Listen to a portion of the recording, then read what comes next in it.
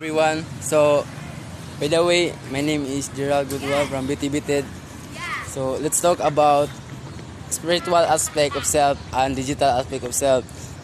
The spiritual self is our inner core connected to our values, heart, and soul. It where we find peace, love, and compassion. The digital self, on the other hand, is our online presence shaped by social media, technology, and digital world. The spiritual self asks, what is my purpose? The digital self asks, what do I want to share? When balance, our spiritual self guides our digital presence when intention, kindness, and authenticity.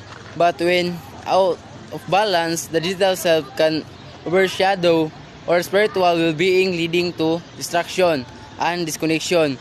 To harmonize, we must nurture our spiritual self through mindfulness, self-reflection, and nature. And we must use technology intentionally, setting boundaries and prioritizing real-life connections.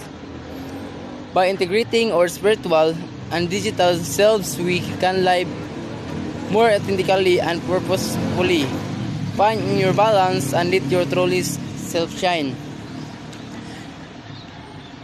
Explore between the spiritual and digital aspect of self, encouraging balance, harmony. So, magkuan ko no, you want to explore the spiritual self as with the purpose, and other hand is our online presence, heart and soul.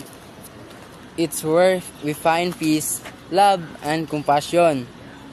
The spiritual self asks, what is my purpose?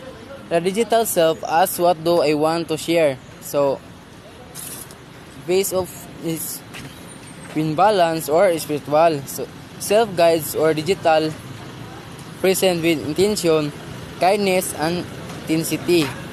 But without balance, the digital self can overshadow our spiritual well-being, leading to distraction and disconnection. To harmonize, we must nurture our spiritual self through mindfulness, self-reflection, and nature. And we must use technology intentionally, setting boundaries and prioritizing real-life connections. By integrating our spiritual and digital selves, can live more authentically and purposefully. Find your balance and let yourself through self shine. Explore that interplay between the spiritual and digital of self, encourage balance, harmony. So, this is end of my topic. Thank you, ma'am.